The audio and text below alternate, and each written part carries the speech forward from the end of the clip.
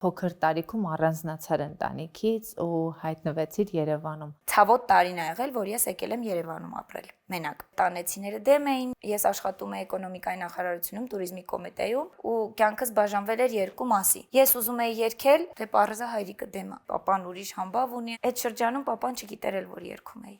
Անունս էի փոխել։ Բեմական անունս Էնի էր։ 8-ից մինչև երեկոյան 6-ը գնում էի նախարարության աշխատանքի, երեկոյան 10-ից մինչև, չգիտեմ, գիշերվա քանիսը գնում եմ երգում եմ։ Հայրիկին ինչպես ներկայացրեցիր, որ երեկոյան ժամերի գնում ես, երգում ես։ Մոտ մի 3 ամիս չի շփվել հետս։ Չէի կարողանում գնալ տուն, որովհետև ամաչում էի պապայից։ 4 պատի մեջ մենակ էի, մի հատ խաղալիք ունեի, ամեն գիշեր գործից հետո գնում էի, գրկում էի, լացում էի, ասում էի, ես եմ երևի վատ երեխա, ես եմ վատ կողակից, ես եմ վատ ընկերուհի։ Ասեմ, որ այդ շրջանում Արթուրը իմ կողքին էր։ Հիմա շատ աղջիկներ կան գալիս են խորհուրդներ են տալիս, որ տղամարդու հետ պետք է այսպեսին լինել, տղամարդու հետ պետք է այնպեսին լինել։ 5 տարվա մեջ ես մի օր չեմ փոշմանել, որ իր հետ եղել եմ նենց, ոնց ես իսկական կամ։ Տարբեր փուլեր անցակ հասնելու համար այն կետին, որտեղ դու հիմա ասում ես, որ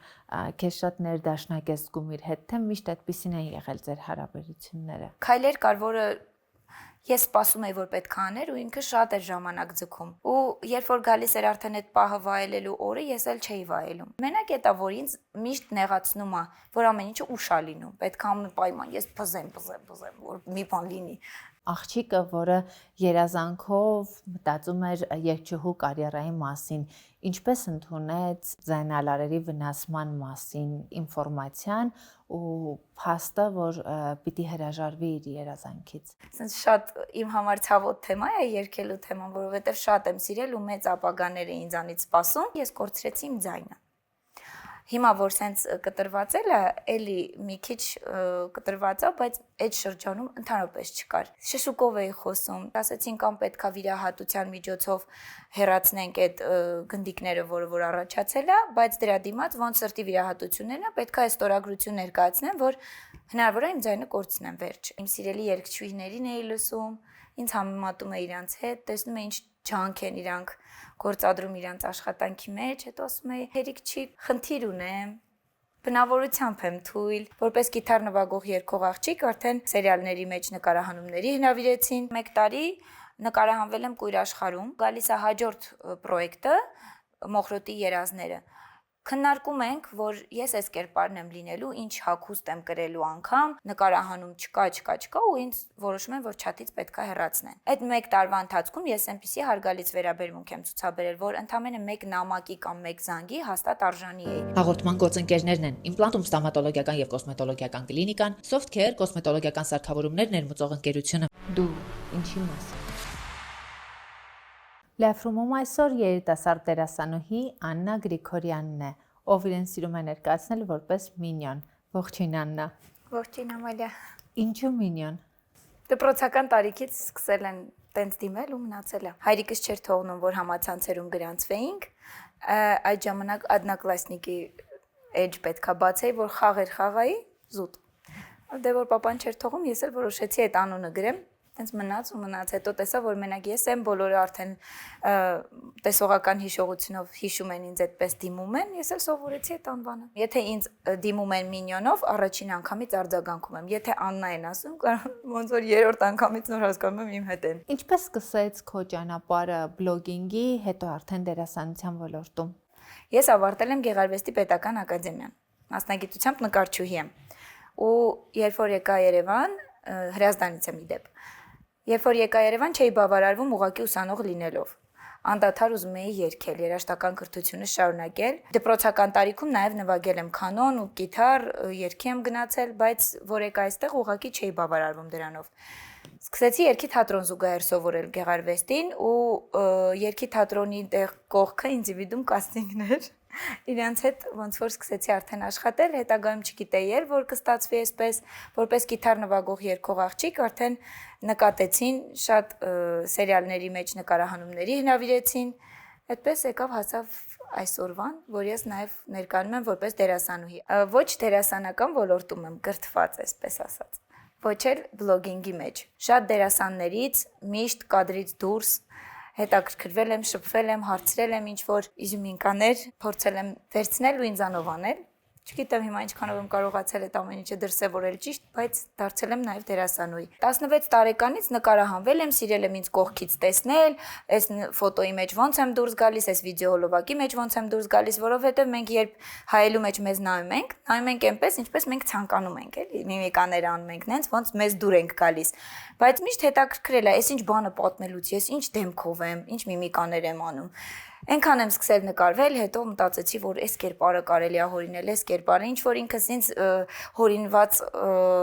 ռիլեր էի պատկերացնում, այսօրվա դրությամբ արդեն ռիլեր էի պատկերացնում, նկարահանեցի, հետո արդեն մտանք այս բլոգինգի աշխարհը։ Ժամանակին մասսայական տեսարաններում էր հիմնականում ներգրավում, բայց փոքրիկ դերեր խաղացող յուրաքանչյուր մարդու երազանքը առանցքային ու մեծ դերերն են։ Երբ արդեն ավելի կենտրոնական կերպարի առաջարկ ստացար, ինչպիսին էր զգացողությունդ։ Դե իհարկե շատ եմ ուրախացել։ Ասեմ, որ անգամ այսօրվա իմ ու քո օրն է, իմ երազանքների մեջ եղել ինչ-որ մի օր, ու չեմ հերքի, ես շատ ուրախանում եմ, երբ որ ժամանակին ինչ-որ երազանքներ եմ ունեցել ու այսօր կարողանում եմ այդ ամեն ինչը իրականացնեմ։ Նախ շնորհակալ եմ, որ ինձ հրավիրել ես, իմ երազանքներից մեկը կատարել ես։ Այսպես ասեմ, ես չեմ հանձնվել, ինձ դուր է եկել նկարահանման հրապարակ գնալը ու անկեղծ եմ ասում, չի հետաքրքրել ես այդտեղ փոքրիկ դրվագ եմ խաղում, թե ոչ, անգամ եղել է մասովկա, այսպես ասած, փոքրիկ, որ գնացել եմ, չեմ էլ իմացել, որ դրա համար վճարվում է։ Հետո երեխեք իրար մեջ խոսել են, ոյ գումար ստացակ, բան ասում եմ, ինչ դա վճարովի էր, այսինքն ես այնքան եմ սիրել այդ ամեն ինչը, էկրանից այն կողմ ոնց է օրինակ կամերան դրվում, որ ինձ մյուս կողմը ընդհանրապես չի հետաքրքրել։ Կաստինգների չեմ նեղվել գնալուց, որովհետև հասկացել եմ, եթե այդ չգնամ, ով է իմանալու, որ ես ազատ եմ ու կարամ օրինակ այդ պրոյեկտի մեջ նկարահանվեմ։ Գնալու ժամանակ էլ միամիտ եղել եմ, մի պրոյեկտի մեջ եմ նկարահանվել, հետագայում չեմ նկարահանվել, հիմա այս մյուսը ու այս մյուսից այնքան շնորհակալ եմ, որովհետև ես կարողացել եմ կերպարս կերտել նենց, ոնց ես եմ ուզել։ Մի քիչ բնավորության գծերով Լիլիթը ու Աննան իրար նման են, անգամ փոքրիկ օղերով, հագուստի գույներ օգտագործելով փորձել եմ իրան այնպես կերտել, որ տպավորվի հանդիսատեսի աչքերում, չգիտեմ ստացվել է թե չէ, համենայն դեպս ըստ մեկնաբանությունների ենթադրում եմ, որ ստացվել է։ Ի սկզբանե ուրախ կերպար էր ինքը, հենց այդպես էլ ստեղծել էր սցենարիստը, որ պետքա լուրջ դրամատիկ կերպարների մեջ ինչ որ մեկը լինի, որ պետքա մի քիչ հումոր գույն տա, այսպես ասած, ու առաջին նկարահանման ժամանակ ես հիշում եմ իմ շատ սիրելի Գոհար Արշակյան մի անգամից ասաց.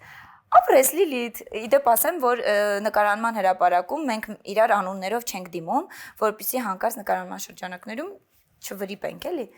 Ապրես Լիլիթ, լավ էր ստացվում ու որ ինքը այդ առաջին ռեակցիան տվեց, ես էլ դրանից ոգևորվեցի, ասեցի ես ուրեմն ավելին պետքա անեմ, որ իրոք այդ ոգևորեց, էլի, այսպես ասած, ու ես ասում եմ ես ամեն ինչ պետք անեմ, որ լավ կերտեմ իմ կերպարը։ Ինձ համար դա շատ մեծ կարևորություն էր, որ ես հասնում եմ իմ նպատակին, ես ճիշտ ճանապարհի վրա եմ։ Չեմ հրաժարվել այդ ոլորտից այնպես, ոնց երգելուց եմ հրաժարվել, չեմ նեղվել, որ ինչ որ մի տեսահոլովակի մեջ ընդամենը երևացել է իմ ինչ որ մազը կամ շապիկի գույնը, այսինքն չեմ բավարարվել դրանով, եկել հասել եմ նրան, որ այսօր կերպար եմ կերտել ու անկեղծ ամեն անգամ եղել է պրոյեկտից հետո լացել եմ, նեղվել եմ, ասել եմ, բա որ հաջորդը չլինի ու հասկացել եմ, որ երևի տարին տարվա վրա ես իմ փոքրիկ մարմինից այնքան բան եմ պահանջել, աշխատել, որ կարողացել եմ ճիշտ ինձ մատուցել, մարդիկ ընտրել են, տեսակս հասկացել են, տեսել են, որ ես աշխատասեր եմ ու միգուցե հենց աշխատասիրությունն է, որ այսօր ես հասել եմ այս օրին, միանշանակ շատ եմ ուրախացել իմ կերպարը երբ որ ստացա ու շատ համահունչ էր իմ կերպարը իմ Աննայի հետ, շատ ստացված էր էլի, որ ես կարողացա իրան ճիշտ կերտել։ Միգուցե մյուս պրոյեկտների մեջ ես լրիվ ուրիշ բնավորության տեր աղջկա մարմնավորեմ, չգիտեմ ոնց կստացվի, որովհետև սա շատ նման էր ինձ էլի, հեշտ էր։ Մենք ձեզ արդեն ներկայացրել ենք, թե որքան արդյունավետ եւ շահավետ բիզնես կարող եք ունենալ, եթե որոշեք զբաղվել էլեկտրոէպիլյացիայով եւ ձեռք բերեք ապիլուս սարքավորումը։ Սակայն սարքը Հայաստանում եւ Վրաստանում կարող եք ձեռք բերել Բացառապես պաշտոնական ներկայացուցիչ Softcare ընկերությունից։ Ինչ կլինի, եթե դուք սարքը ուղղակի ձեռք բերեք արտերկրից եւ բերեք Հայաստան։ Մեզ կպատմի Softcare ընկերության հիմնադիր տնօրեն Վահագ Ռաշը։ Ողջույն Վահագ։ Ողջույն Ամալիա ջան։ Սարքը պաշտոնապես գրանցված է, Softcare-ը պաշտոնապես գրանցված է որպես սարքի ներմուծող, այսինքն եթե օրինական ճանապարհով փորձեն ներմուծել, իրենց մոտ կարմիր ուղի են ասում, Մաքսատանը դա կարմիր ուղի է ցույց տալի եւ միայն մեր թույլտվությամբ կարող են ներմուծել սարքը։ Եղել են դեպքեր, մենք թույլ տվել ենք, այսպես ասած զիջելով։ Բայց ինչ է այս դեպքում տեղի ունենում։ Օրինակ սարքի հետ ինչ որ խնդիր է լինում, հաճախորդը մնում է իր խնդրի հետ միայնակ։ Քանի որ մենք նույնիսկ առանձին դեպքերով չհաշված չենք կարող այդ հարցը լուծել որպես պաշտոնական ներկայացուցիչ, քանի որ հնարավոր է սարքի ծրագրային ապահովումը այլ է, ինչ մենք ունենք այդ պահին։ Օրինակ Ամերիկայի համար ուրիշ ստանդարտներ կան, Հայաստանի համար ուրիշ կան, չբռնի մեր դետալները իրենցին։ Դա մեկ, երկրորդը չեն ստանում պաշտոնական ուսուցում, երրորդը այնպես չէ որ դրսից բերելուց իրենք ավելի մատչելի են բերելու, բավական թանկ է նստելու իրենց վրա, նույնիսկ մեր գներից թանկ, պլյուս ուսուցում, պլյուս երաշխիք, այսինքն ձեռք չի տալիս։ Այսքան ժամանակ 1-2 դեպք ենք ունեցել, որ հաճախորդները բերել են եւ հետո փոշմանել են։ Պաշտոնական ներկայացուցիչը բավական մեծ առավելություն է, երբ երկրում գոյություն ունի, այսինքն մարդ կա, որից դու կարող ես պահանջել, կազմակերպություն կա, որից կարող ես պահանջել ցանկացած ժամանակ։ Սարքավորումը Softcare-ից ձեռք բերելու դեպքում հետևյալ առավելություններն են ստանում հաճախորդները՝ անվճար ուսուցում պրոֆեսիոնալ կերպով, գործարանային սերվիս, իր օրիգինալ մասերով ու ամեն ինչով, թարմացումներ պարբերաբար սարքերի, որովհետև մոտավորապես 2-3 տարին մեկ սարքերի ծրագրային թարմացումներ լինում են։ Միշտ մենք իրենց կողքին ենք, նաև գովազդում ենք հաճախորդներին, մեր SMM մասնագետները պարբերաբար գնում են այն սրահներ, որտեղ ապելուսը վաճառվել է, կարծիքներ են հարցնում, զրուցում են, այսինքն մեր միջոցով իրենք նաև գովազդ են ստանում։ Իսկ հաճախորդներ կիսում եք իրենց հետ, որովհետև որքան գիտեմ, ձեր սրահներում միշտ հերթ է ապելուսի համար, ուսուցման կենտրոնի ղեկավարի Միլենայի մոտ միշտ հերթ է։ Երևանի տարածքում այդ պահանջը չկա, այսինքն սարք գնողները բոլորը հաճախորդ ունեն, ցանկացած արդեն ապիլուս գնող հաջորդ օրվանից ինքը կարողանում է աշխատել։ Իսկ արդեն մարզերում ունենք տարբեր տեղեր դրված, շատ զանգեր ենք ստանում, որ որտեղ կարելի է սպասարկվել որպես պաշտոնական ներկայացուցիչ, մենք նշում ենք կենտրոնները, իրենք արդեն ընտրում են։ Որքան գումար կարող է աշխատել ապիլուսի սկսնակ մասնագետը։ Եկամտաբեր բիզնես է, ինչի համար, որտեղ օգտվողները շատ են, պահանջարկը մեծ է։ Եթե հաշվենք, որ Հայաստանում ֆիքսված ժամը 1 ժամը 10,000 դրամ է ապիլուսի համար, նորմալ աշխատանքային process-ում կարող է 5-ից 6 ժամ մասնագետը աշխատել, եթե հարկեր ամեն ինչ հանում ենք, ծախսերը հանում ենք, մոտավորապես 30-ից 35,000, 40,000 դրամ կարելի է աշխատել օրվա ընթացքում։ Չնայած մասնագետներ ունենք, որ 10, 12, 14 ժամ նույնիսկ աշխատում են, դա արդեն մի քիչ չխնայել է կոպիտ ասած մարդկային ռեսուրսը իր։ Կարող ենք բացահայտել, օրինակ ձեր կենտրոնի մասնագետը ամսական որքան աշխատավարձ է ստանում որպես ապիլուսի մասնագետ։ Մենք 6 մասնագետ ունենք, ամսական 2.5-ից 3 միլիոն ապիլուսից մեկ սարքավորումից կարելի է եկամուտ ստանալ։ Ինչպես Softcare ընկերությունը ստացավ կանադական ընկերության համաձայնությունը ներկայացնելու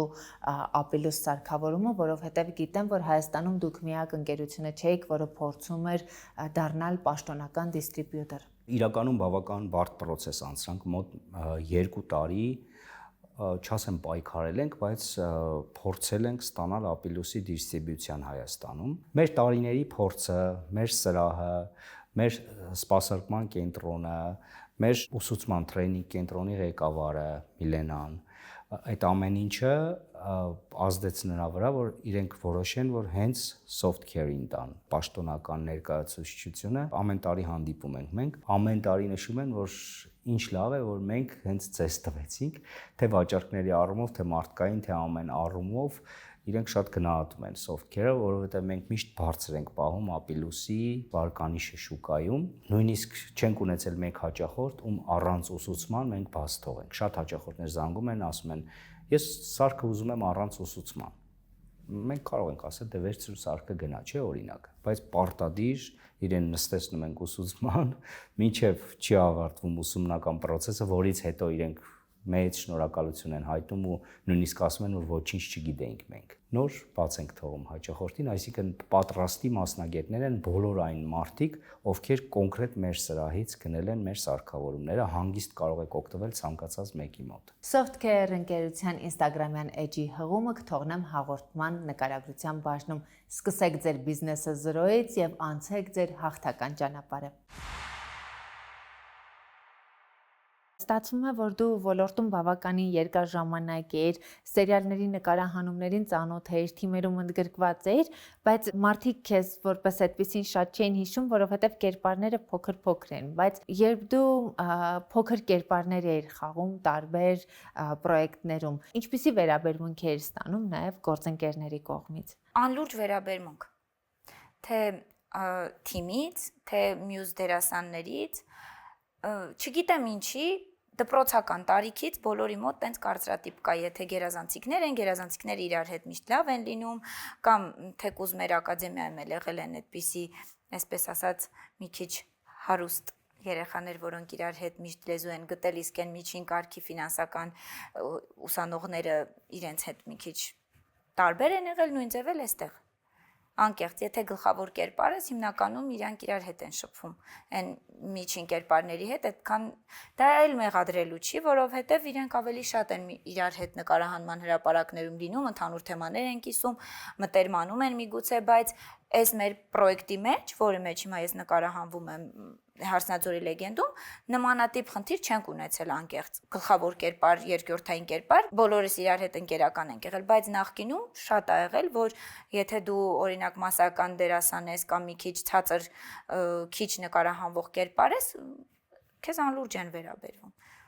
Անկամ անլուրջ են վերաբերվում նրան, որ դու դերասանական կրթություն չունես։ Ես եկել եմ կաստինգի ժամանակ ներկայացրել եմ, որ դերասանական կրթություն չունեմ, բայց փորձ ունեմ, նկարահանվել եմ SSSS տեղերում։ Եթե դուք ինձ ընտրել եք, ես այստեղ մեղավոր չեմ, որ կրթություն չունեմ, դուք եք ինձ ընտրել։ Ինչ եք եղել էլի դեպքեր, որ անդադե որ դուք դերասան եք, ես մեղավոր եմ, չընտրեիք։ Անհարգալից վերաբերմունք են ցուցաբերում։ Օրինակ 1 տարի նկարահանվել եմ Կույր աշխարհում ու ամեն օր եթե չասեմ, օրը մեջ հաստատ մենք գնում ենք նկարահանման, իրար հետ հաց ենք կիսում, շփվում էինք, մտերմացել էինք։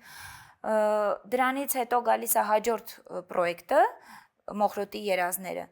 Քննարկում ենք, որ ես այս կերպարն եմ լինելու, ինչ հագուստ եմ կրելու անգամ, հիշում եմ որտեղ, ինչ իրավիճակում ենք դա քննարկում, գնում եմ նկարահանման, մոտ 3 սերիայի մեջ տենց մասովկայի նման այսպես ասած նկարահանումներ ա լինում, դե սպասում եմ, երբ պետքա ինձ ներկայացնեն իմ կերպարը, երբ ա լինելու, ոնց ա լինելու, ինչ գիծ ա շարունակվելու։ Սպասում եմ մինչև սեպտեմբերից հոկտեմբեր ամիսը նկարահանում չկա ու ինձ որոշում եմ, որ չաթից պետքա հեռացնեն։ Այդ 1 տարվա ընթացքում ես այնպիսի հարգալից վերաբերմունք եմ ցուցաբերել, որ ընդամենը 1 նամակի կամ 1 զանգի հաստատ արժանի էի, որ զգուշացնեին, չգիտեմ, բյուջե չկա կամ քո հետ կապված գիծ չկա, որ շարունակենք, չենք ուզում քո կերպարը լինի, կամ մտքափոխվել ենք, մի բան գոնե, բայց ուղակի չաթից հեռացնելու ես պետքա մտածեմ, թե ինչի։ Ասեմ ավելին, դրանից հետո մի տարի անցնում է, վերջին զանգի համար մոտ ինչ-որ կերպար կար, որը մոտ 4 սերիայի մեջ էր նկարահանվելու, զանգում են հրավիրում են, դե միանշանակ արդեն վիրավորված եմ, մերժելու եմ, ու այդ շրջանում էլ ուրիշ պրոյեկտի մեջ էի նկարահանվում, նաև չէի կարա երկուսը զուգահեռ տանեի, չնայած որ այն պրոյեկտը դեմ չէր, որ այստեղ գնայի, միևնույնն է դեմ լիներ չլիներ, դա իմ համար վիրավորական քայլ էր, որ հանել էին ուղակի չաթից։ Աննա, իսկ հնարավոր է նախագծում որևէ խնդիր էր եղել, գուցե դու նկարահանմանը, չգիտեմ, ուշացումներով կամ ոչ պատշաճ ձևով էր ներկայացել, որ ուղղակի նման որոշում էր կայացվել քո հանդեպ, որովհետև երբեմն մենք լսում ենք մի կողմը, բայց լինում է նաև մյուս կողմի ինչ-որ կարծիք կամ փաստարկ, որը կարող է բացենք թողնում։ Կոնկրետ իմ մասին ես կխոսեմ, որ հնարավոր չի այդպիսի բան, որովհետև նախ ես այնտեղ երկրորդային կերպար էի, երկրորդային էլ չէ, ավելի 4-րդային, 5-րդային, ես անգամ նորմալ տեքստեր չունեի, այսինքն խնդիր չունեի տեքստը անպատրաստ գնալու։ Ես ընդհանրապես միշտ պունկտուալ եմ, ես նկարահանման հրապարակ գնում եմ իմ դիմահարդարումով իմ մազերը միշտ սանրվածքը այնպեսին ինչպեսին նախորդ տեսարանում էր օրինակ, եթե պետք է այդպես, այսինքն եթե ես անգամ ուզենամ ուշանամել, մինչև ես հասնում եմ տեղ, մյուսները գրիմ են լինում։ Եթե ուզենայի էլ ես չէի կարա ուշանայի։ Խնդիր չի եղել, ես իդեալական հարաբերությունների մեջ եմ եղել, ասեմ, որ նախորդ պրոյեկտի ռեժիսորին ես շատ սիրում եմ, ինքը իմ համար շատ սիրուն կիրթ կին է, որից ես շատ բան ունեմ սովորելու, անկեղծ, բայց այդ վերաբերմունքը ինձ շատ է վիրավորել։ Ես չէի սպասում, որ իրենք ինձ գրեն, բայց այն մարդը, ով ինձ այդ չաթի մեջ միացրել է, ողջունել է, նույն ձևել հանելուց ստեսություն ասեր։ Ու ես գիտեմ, որ նմանատիպ դեպք եղել է նաև ուրիշ դերասանուհիների հետ, ովքեր որ թատրոնի դերասանուհի են, թատերական ավարտած դերասանուհի են, անունով դերասանուհիներ են, այսինքն այնպես չի էլի, որ այստեղ կրթված, չկրթված կամ ասենք գլխավոր կերպար, չկերպար, ենթադրում եմ, որ դա ուղղակի ձևն է երևի այդպես։ Իսկ ես այս մյուս պրոյեկտում իրականում պատկերացումներս այլ էր։ Ես արդեն սենց լցված էի, մի տարի չեմ նկարահանվել, որովհետև այդ վիրավորանքը էլի կոտրել էր ինձ։ Ու մտածում էի, լավ դե իմ մոտ չի ստացվելու։ Ավելի լավ է դա էլ փակեմ, այդ էջն էլ փակեմ, դնեմ մի կողմ, ու միամիտ լրիվ ստացվում այնպես, որ ես մասնակցում եմ Ելենա Արշակյանի մոտ կաստինգին, ու երկու անգամ եմ մտնում ներս։ Ես էլ չեմ պատկերացնում ոնց։ Այդ կաստինգի մասին ինձ ասում է մի հատ աղջիկ, որ ես գնում եմ կաստինգի, եթե կուզես հետս արի, ասում եմ կգամ, քեզ էլ կօգնեմ այնտեղ, տալիս են մենք տեքստ անցնենք, պրոբնի, որ պետքա մտնենք ներս որ մտնում եմ, Ելենա Արշակյանը ներսում չի լինում։ Երբ որ ծանոթանում ենք, ներկայացնում ենք մեզ, մենք ով ենք, որտեղ ենք նկարահանվել, ման այդ ժամանակ ես լարված էի, երևի չգիտեմ, ինձ մի տեսակ ուրիշ ձև էին վերաբերվում, ես հենց դուրս եկա ու անկախ ինձանից հենց մտածում եմ չստացվեց, չի լինելու ու մտածում եմ արդեն պտտվեմ գնամ տուն, մեկ էլ այդ աղջիկով որ ինձ առաջարկել էր իր հետ գնային, ասում է կլինի ինքը իմ հետ ներս մտնի, այդ տեքստերը իրար հետ կարդանք էլի, ես ուզում եմ իր հետ մտնեմ։ Այդ ընթացքում երբ որ ես մտածում էի, իմ մեջքի հետևում Ելենան եկել մտել է սենյակ, ես չեմ տեսել Ելենա Արշակյանը։ Ու մտնում եմ երկրորդ անգամ ներս, ձայնի տեմբրն է, ասում է, այս աղջիկը ինչ սիրուն ձայն ունի։ Ու ձայնի տեմբրի պատճառով ասում է իրեն ֆիքսեք։ Ու տենց ստացվում է այս երկրորդ պրոյեկտը, դուք ուղղակի չեք պատկերացնի, ես այդ ժամանակ փոքր երեխայի պես ոնց եմ ուրախացել, ուղղակի նրա համար, որ ես ինձ ստիպեցի ու գնացի այդ կաստինգին։ Որովհետև ասում եմ, ես ուղղակի ուզում էի այդ էջը փակեի, ասեի ինձ պետք չի ու այսօր հասանք նրան, որ ես Լիլիթի կերպարն եմ կերտել։ Ու այսօր անգամ քեզ եմ հասել։ Ստացվում է, որ այս դերը քեզ բաժին հասավ այն ժամանակ, երբ դու ինչ որ առումով նաև կոտրված էիր եւ փակում էիր քո կյանքի այս էջը։ Ինչպիսին էր այդ ժամանակ պատկերացնում քո ապագան որ ոլորտում է լինելու։ Դե նկարելը միշտ կա իմ կյանքում։ Ես միշտ գիտեմ, որ ճանապարհն էլ միամիտ չստացվի, հաստատ նկարելս միշտ կա։ Բայց կոնկրետ դերասանության հետ կապված ես ասում եմ ուզում էի փակել, բայց այդ օրը որ ասացի մի հատ էլ շանս տամ ու դից ստացվեց։ Շատ կուզեմ, որ եթե հաջորդ պրոյեկտներում նկարահանվեմ, լինի լրիվ հակապատկերը իմ, տեսնեմ ես ինչքանով կկարողանամ ինձ ճիշտ դրսևորել։ Խոստանում եմ, որ շատ կաշխատեմ իմ վրա, որովհետև շատ հետաքրքիր է, եթե ես Լիլիթը նման էինք իրար, եթե ես Լիլիթը չլինեմ, այլ օրինակ թաղծոտ ինչ որ աղջիկ լինեմ կամ լաց կոնտեստում կարողամ այդ կերպարը տանեմ։ Իրականում ինձ համար շատ բարդ է։ Ես չեմ կարողանում լացել, ես անկեղծ կգտնվեմ, եղել են տեսարաններ, որտեղ պետք է ես հուզվեի, դժվարացել եմ։ Իսկ դերասանական կրթություն ստանալու մասին մտածում ես։ Իրականում ունեմ շատ ընկերներ, շատ մեծ ծանոթություն այդ ոլորտում, իհարկե եթե ես իմանամ, որ ապագաս այս Լիլիթով չի ավարտվելու, էլի եմ շարունակելու, միանշանակ, որովհետև ես հենց այսօր ավելի վստահ ասում եմ, որ ես նկարչուհի եմ, որովհետև կրթված եմ, գիտեմ, որ հաստատ ճիշտ եմ ասում, չեմ խաբում, իսկ երբեմն որ դերասանուհի են ներկայացնում, անկեղծ այստեղ ոնց որ չուզենամ ինձ վստահ չեմ զգում, ոնց որ վստահ չլինեմ, որ այդ կրթությունը չունենամ, ոնց որ փոքր ժամանակվանից դրված լինի, որ պիտի դիպլոմ ունենաս, որ համարվես այդ մասնագետը, այսենց պահա էլի մոտս, չգիտեմ։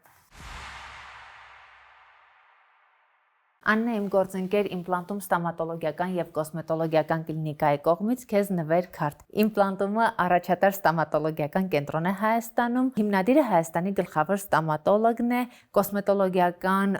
ճյուղը եւս օր-օրի զարգանում է, արդեն բացել են առանձին կլինիկա, որը առողջական կենտրոն է դարձել կանանց համար, այնպես որ կարող ես այցելել եւ օգտվել քո նվեր քարտից։ Շնորհակալ եմ շատ։ Եթե ձեր երեխաների այցելությունը ատամնաբույժի ամեն անգամ սթրես է դառնում թե ձեր, թե երեխաների համար, ապա դուք ձեզ համար դեռ չեք բացահայտել Implantum Kids-ը։ Թե ինչու եմ այսպես ասում, հիմա կբացահայտենք Implantum-ի հիմնադիր Հայաստանի գլխավոր ստոմատոլոգ Դավիթ Մաթևոսյանի հետ։ Ողջույն Դավիթ։ Ողջույն Ամալա։ Implantum Kids-ը մեծ հնարավորություն է երեխաներին առանց սթրեսի ատամնաբույժի տանելու համար։ Ինչ կոնցեպտ եք մշակել։ Ընդհանուր առմամբ Implantum Kids-ը դա իմ երևի սիրած պրոյեկտն է,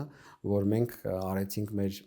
մանուկների համար, բալիկների համար, որպեսզի իրենք կոմֆորտ զգան ստոմատոլոգիական ծառայությունների իրականացման ժամանակ։ Մենք ունենք մանկական սեդացիա, երբ կարողանում ենք երեխաներին մի փոքր թմրեցնելով, գազի օգնությամբ ավելի հեշտ աշխատանք ապահովենք, որը որ հնարավորություն է տալիս կոմֆորտ պայմաններում երեխաների ատամները բուժել առանց ցավեցնելու։ Իմ պլաններում կա հետագայում Implantum Kids-ը զարգացնել որպես առանձին մեծ կլինիկա, որը որ պետքա լինի ոչ թե բիզնես պրոյեկտ, այլ իմ սիրած պրոյեկտը, որ ուզում եմ իրականացնեմ Հայաստանի բալիկների համար։ Այս լինելու է նվեր մեր բալիկներին, որ իրենք կարողանան մաքսիմալ լավ մանկական ստոմատոլոգիական ծառայություն ստանալ, ունենան համաշխարհային մակարդակի մանկական ստոմատոլոգիա, որովհետև երևի թե եթե ստոմատոլոգիան մեր երկրում ընդհանուր առմամբ լավ մակարդակի վրա է, հին սովետական շունչը կար մանկական ստոմատոլոգիայում ու երբ որ ես տարբեր երկրներում տեսնում էի մանկական ստոմատոլոգիական կլինիկաներ, որտեղ որ երեխեքի համար ինչքան կոմֆորտ պայմաններ են ստեղծված, ինչքան հետաքրքիր է անցնում իրենց այցերը ու ինչքան մեծ ուշադրություն է դարձվում, հենց փոքր տարիքից հենց երեխաների ատամների ծկտման փուլից դրան, ատամների բուժմանը եւ երեխեքի ադապտացիայի փուլին, որպեսզի այդ վախերը չլինեն, ստոմատոլոգի, այդ ցանկությունը հենց առաջացավ իմ մոտ ու մենք փառք Աստծո արդեն մի տարի ունենք այդ կլինիկան, որը որ հաջող գործում է։ Հայաստանի Հանրապետությունում մենք չունենք նման ստոմատոլոգիա, որտեղ որ երեխաները իրանց կզգային այդ միջավայրում, որը որ մենք ենք ստեղծում եւ մեր Implantum Kids-ի աշխատակիցներն են ստեղծում, իսկականից բժշկուհիները, ովքեր որ աշխատում են, իրանք շատ հետաքրքիր մոտեցում ունեն երեխաների հետ, այսինքն իրենք բժիշկը, ասիստենտը կարող են երկար ժամանակ երեխայի հետ մինչև երեխայի պրոցեդուրան իրականացնելը, խաղացնել, խաղերի ձևով ներկայացնել պրոցեդուրան, ինչ է իրականացվելու, որպես առանձին ընդունելություն, ադապտացիոն ընդունելություն է դա կոչվում, եւ նոր մյուս այցի ժամանակ իրականացնել բուն պրոցեդուրան, երբ որ երեխան արդեն ունի այդ վստահությունը եւ կապը մասնագետի հետ։ Ադապտացիոն փուլի ժամանակ ստոմատոլոգիական գործիքների հետ ծանոթացման ժամանակ կարող են տարբեր տեսակի կենդանիների անունների հետ համատեղել եւ նմանեցնելով այդպես ներկայացնել եւ ծանոթացնել կամ հեքիաթի հերոսների հետ պրոցեդուրայի ժամանակ երեխաները հնարավորություն ունեն էկրանով մուլտսերիալ դիտել, աշխատանքի ընթացքում հնարավորություն կա, որ իրանք ինչ որ շափով կտրվեն խաղով, հետո նորից շարունակեն նմանատիպ հետաքրքիր ձևով է իրականացվում մեր ընդունելությունը Implantum Kids-ում։ Ստացվում է, որ բժիշկները Implantum Kids-ում չեն շտապում։ Implantum Kids-ում բժիշկները չեն շտապում ու բացի այդ իրանք երեխաների հետ բարեկամի նման են։ Այստեղ ունեք նաև մանկական սեդացիա։ Ինչ է դա իրենից ներկայացնում ու արդյոք ամեն դեպքում երեխայի առողջությանը կարող է վնասել, թե ոչ, որովհետև մեզանում ընդունված է, չէ, որ անզգայացումը առողջությանը վնասում է։ Մանկական սեդացիան այսպիսի վտանգներ ունի, թե ոչ։ Մանկական սեդացիան ամբողջ աշխարհում օգտագործվող պրոցեդուրա է եւ եթե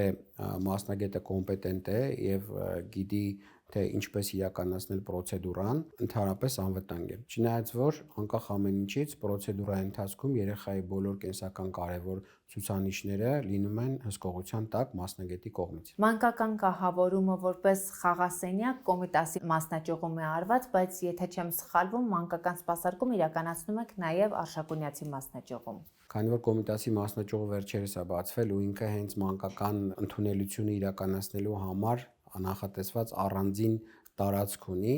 այնտեղ մի քիչ ավելի մանկականը առանձնացված է ու ավելի հետաքրքիր խաղասենյակ ունենք, բայց մանկական ընդունելություն իրականացնում ենք նաև Արշակունյաց 46 հասցեում ու նորից մեր նույն մասնագետները եւ այնտեղ եւ այստեղ աշխատում են։ Շատ լավ, շնորհակալ եմ շատ։ Ես էլ եմ շնորհակալ։ Դավիթ Մաթևոսյանի Instagram-յան Age-ն ու իմպլանտումի տվյալները կթողնեմ հաղորդման նկարագրության բաժնում։ Հետևեք։ Դու մասնագիտությամբ նկարչուհի ես, բայց նկարչություն որպես այդպեսին քո բլոգում շատ ցույց չես տալիս։ Ինչու՞։ Երջանկությունը սիրում ա լռություն։ Երևի ուզում եմ թաքուն պահեմ այդ պահը, չեմ ուզում հանրայնացնել։ Ինչու՞։ Ես առաջ շատ եմ կարծիքները հաշվի առել մարդկանց ու դրա պատճառով ես անգամ երգել ես որոշել եմ, որ էլ պետքա չերգեմ, ավելի ճիշտ երգեմ նենց ոնց ես եմ ուզում, ունենամ իմ սեփական տեսահոլովակները, բայց որը ես ուզում եմ որպես հոբի լինի, այսինքն չեմ թողարկում երգերը, որ կարծիքներ հաշվի առնեմ կամ sense ինձ դուր է գալիս, ես անում եմ անելու համար։ Ժամանակին հնչում էին կարծիքներ, որոնք քեզ ստիպեցին փոխել ուղղությունդ։ Նաև միշտ երաժշտություն իմ կյանքում եղել է։ Անգամ դպրոցական տարիքում մենք մասնակցել ենք մրցույթների, որտեղ ես համոզված էի, որ ես չեմ անցնելու այդ մրցույթը, բայց ամբողջ դպրոցից ընտրվեցի հենց ես, ու անգամ որ զանգել էին տնօրենին, ասել էին Աննա Գրիգորյան, ասում եմ կարող անունս խառնել են, էլի ուրիշի վրա էինք ստավկա դրել կոպիտ ասած, որ պետք է անցներ։ Այդպես ոնց որ սկսվեց իմ երգի այսպես ասած ճանապարհը, հետո որ եկա Գեղարվեստի պետական ակադեմիա, անգամ եղել եմ Մոլբերտի մոտ ականջակալներով նկարելու ընթացքում, որ նվնվալով երգել եմ, իմ դասախոսը ասել է, բայց քո մոտ շատ լավ է ստացվում, ինչի՞ չես երգում։ Դրանից հետո որ արդեն սկսեցի երգի ասպարեզ մտնել, այնտեղ այնքան ոնց ասեմ, չեմ էլ ուզում վատաբանել, որովհետև չեմ սիրում վիրավորել ինչ որ մի ճյուղ մասնագիտություն, բայց ցավոք սրտի ես կոնկրետ մտել էի այն ասպարեզ, որը որ ինձ խանգարեց։ Ինձ շատ էին քննադատում, երգչուհիներ կային, ովքեր օրինակ կարող է ամիսը մի հատ երգ թողարկեին, շատ էժան երգեր։ Բայց կարող է գրիմանոցում նստեին ու ասեին մենք ամիսը մեկ մի հատ երգ ենք թողարկում, դու ուրիշների երգերն ես երգում։ Ու այդ պահին նենց վիրավորական էր այդ ամեն ինչը, որ այստեղ հարցը երգ թողարկելը չի։ Ես էլ գիտեմ ում մոտ եք թողարկում, ես էլ կարող եմ գնալ այդտեղ թողարկել, բայց բա որակը տեղից մեր ասպարեզում երգի շատ քիչ որակով բաներ են մնացել, էլի։ Ու այդ ժամանակ sense ոնց որ չեմ կարող ասեմ ինչ մոտս եղավ, ես ասեցի այն մարդու մոտ, որ երազել եմ միշտ երգ ունենամ, ես իրեն կդիմեմ այդ հարցում։ Մեքենայի գումար էի հավաքել ու փոքր ժամանակ միշտ սիրել էի Արտեմ Վալտերի երգերը, իր միքսինգները շատ եմ սիրել։ Դիմեցի, ասեցի ես նենց չի ուզում եմ այդ գծով շարունակեմ, ես ունեմ երազանք, որ ունենալու եմ երգ այն մարդու մոտ, ով որ գրագետ է այդ գործի մեջ։ Ունեցա երգ, իմ մեքենայի գումարը տվեցի, գնեցի երգը, թողարկեցի, իհարկե դա ինձ ոչ մի բան չբերեց, բայց ես իմացա, որ ես ինչ որ մեկի վիրավորանքից հետո էլի ուժ հավաքեցի ու կատարեցի իմ երազանքներից մեկը։ Դրանից հետո շատ էին կարծիքները, որ երգել չգիտի, ես չգիտի, այն չգիտի։ Մարդիկ կան սիրում են օրինակ բարակ սիրուն աղջկական ձայներ, մարդիկ կան, որ կարող է իմ տեմբրը սիրեն, ու ես կոպիտ ասած այդ շրջանում այնքան չկողմնորոշված էի, չէի կարողանում հասկանալ, որ ոչն է ինձ համապատասխան, չէի կարողանում ինձ ճիշտ որպես երգչուհի մատուցել, մինչև եկավ մի օր, որ մարտ ամսից մինչև սեպտեմբեր ամիսը ես կորցրեցի իմ ձայնը։ Հիմա որ սենց կտրվածել է, էլի մի քիչ կտրված է, բայց այդ շրջանում ընդհանրապես չկար։ Շշուկով էի խոսում, գնացի բժշկի, ձայնալարերիս վրա խնդիր կար ու ինձ ասեցին կամ պետքա վիրահատության միջոցով հեռացնենք այդ գնդիկները, որ առաջացել է, բայց դրա դիմաց ոնց սրտի վիրահատություններն է, պետքա այս ստորագրություն ներկայացնեմ, որ հնարավոր է իմ ձայնը կորցնեմ, վերջ, էլ չպետքա երգեմ, ոչ բան։ Դե բնականաբար չարեցի ու դրանից հետո ասեցի վերջ տամ էլ երգելուն։ Հիմա երգում եմ ուղղակի իմ համար լոգասենյակում, գիտարով տանը, նենց ուրիշ մարդկանց ոչ չեմ երգում։ Բայց կարելի է երգել։ Կարելի է ուղղակի ասենք ինչ որ ձայնային տվյալներ ցույց տալ չեմ կարա։ Ինչ որ հա ունեմ, բայց չեմ կարա ինչ որ մրցույթների մասնակցեմ։ Այսինքն ժամանակին քո դիապազոնը շատ ավելի մեծ էր, քան ձայնալարերիդ վնասումից հետո։ Հիմա էլ կարող եմ երգել բարձր դիապազոնով, ուղղակի մաքսիմում մի հատ երգեմ ու վերջ ձայնս կկտրվի, մոտ մի շաբաթ պետքա նորից վերականգնեմ, պետքա դեղեր օգտագործեմ, որ մի քիչ դզվի էլի, սենց ասած, մի քիչ սենց շատ իմ համար ցավոտ թեմա է երգելու թեման, որովհետև շատ եմ սիրել ու մեծ ապագաներ է ինձանից սպասում, բայց այսպես ասած ուղղակի սենց սիրուն փակեցի դրեցի կողքի։ Դու որտեղ էիր երգում, որ կարծիքներ էին հնչում, որ դու ուրիշների երգերն ես երգում։ Այնպես չի, որ ինչ որ լավ տեղեր է երգում, որ իրենց կարծիքների մոտ ինչ որ բան փոխեր, ուղղակի հենց դա էր, որ ես միշտ այդ գրիմանոցներում նստելիս ես այստեղ չեմ մնալու, ես ավելի բարձրին եմ արժանուի, ես միշտ իմ վրա աշխատելու եմ ու ամեն օր աշխատանքի գնալիս ես միշտ ասում եի, ես այստեղ չեմ գալու։ Ինչպես հասկանում եմ, ակումբներում էիր երգում։ Ակումբներում եմ երգել, ես չեմ նեղվում դրա մասին խոսել։ Հիմա այդ ժամանակաշրջանում, երբ որ ես երգել եմ, այդ ակումբները նորմալ ակումբներ են եղել ու իմ համար շատ սիրելի արտիստներ եկել իմ հավասար բարձրացել են բեմ։ Այսինքն ինձ համար երբեմն եղել է դեպքեր, որ պատիվ ա եղել նույն մարդկանց հետ նույն բեմում լինել։ Օրինակում Արսեն Սաֆարյանը, ես շատ եմ Արսեն Սաֆարյանին սիրում օրինակ։ Հետո երբ որ Կույր աշխարհում էի նկարահանվում, ես ու Էլենա Սատրյանն էլ էինք նույն տեղում, չեմ ուզում ուղղակի տեղի անունը նշել։ Համենայն դեպս եղել են դեպքեր, որ նույն մարդկանց հետ նույն բեմի վրա լինելը իմ համար պատիվ է իրոք եղել, որովհետև այդ ժամանակ ես շատ փոքրիկ էի, նոր էի եկել, հնարավոր է որ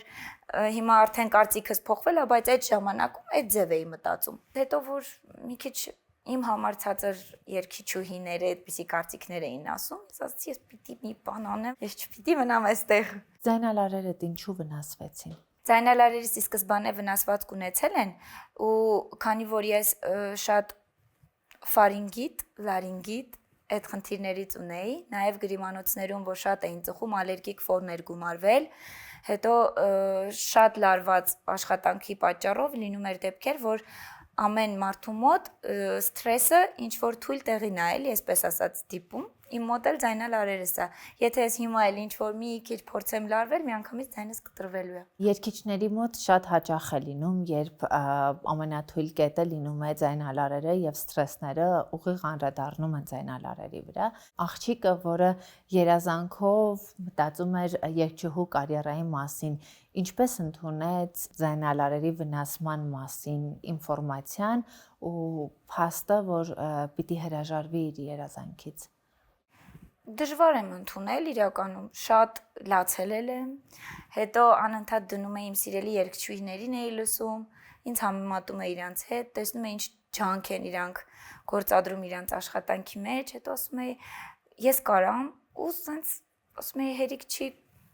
խնդիր ունեմ, բնավորությամբ եմ թույլ, մեկնաբանությունները ամենաառաջին հերթին ես կարողանում եմ սրտիս մոտ ընդունել, արդեն հասկացա, որ ավելի ճիշտ կլինի ես փակեմ այդ էջը, որովհետև իմ փոքրիկ ներսի Աննային էլ էի անընդհատ նեղացնելու։ Դու արդեն որոշակի հայտնիություն ուներ, որ մեկնաբանությունները սրտիդ մոտ էիր ընդունում, թե դա դեռ ուղիղ միջավայրի մեկնաբանություններն էին։ 18 թվականին Էլենի օրագրում եմ նկարահանվել, այնտեղ հենց ներկայացել եմ որպես գիտարով երգող աղջիկ։ Ու երբեմն որ ես անգամ չէի էլ պատկերացնի ինչ որտեղ քայլելով, որ կարան ինձ հիշեն, վայ Էլենի օրագրի աղջիկն է։ Մի շրջան կար, որ անգամ մոռացել էի, որ ես ինչ որ միտեղ նկարահանվել եմ։ Հետո նորից եկավ այս этаպը։ Այդ ժամանակ ուզում եմ ասեմ, որ այնպես չի, որ չեն ճանաչել, այնպես էլ չի, որ ճանաչել են, շատ չէր։ Եվի 100-ից 3-ը հաստատ կիմանային, որ երգող եմ։ Մեկնաբանությունները կոնկրետ Instagram-յան կամ TikTok-յան հարթակներում չի եղել։ Իրական կյանքում էլ են եղել, որովհետև մեր այդ գրիմանոցների երգիչների միջև այնպես չի, որ իրենք կենթանի էին երգում, լինում էր, որ ձայնագրություններ էին երգում, ու երբեմն եղել է դեպքեր, որ այդպես կտրված ձայնով բարձրանում ես բեմ, ստացվում է, որ լավ չես կատարում ու իջնում ես, օրինակ ինչ որ մի երգիչ, ով որ կարող է քեզանից այնպես չի լավ է երգում, իր սուբյեկտիվ կարծիքը ներկայացնի, արդեն ես այդ ժամանակ, որ շատ խոցելի էր իմ մոտ, հո չէի դնելու բոլորին պատմեի, գիտեք, իմ մոտ իրականում խնդիր կա, արդարանայի, այսպես այնպես, դրա պատճառով իմ մոտ կարա լավ չստացվի։ Երբեմն լինում է, որ երգելու ընթացքում ես չեմ էլ կարողանում կառավարել իմ ձայնը։ Հնարավոր է սխալ նոտա երգեմ, բայց դա ես չեմ անում, ինքը իրան ոնց որ փախնի էլի ձայնալարերս։ Ու դե ամեն մեկին հո չես կարա բացատրես, ասես իմ մոտ սենց խնդիր կա օրինակի համաձայն, չես կարա։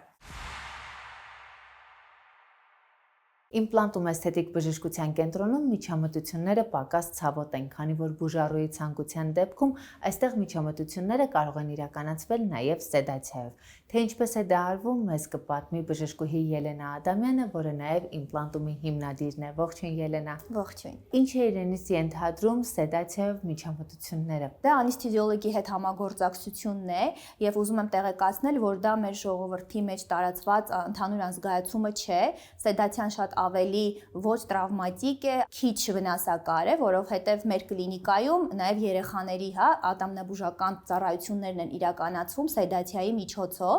եւ քանի որ բուժառուներ ունեինք, ովքեր շատ ուզում էին օգտվել մեր ծառայություններից, բայց ունեին վախ եւ բարձր զգայունություն,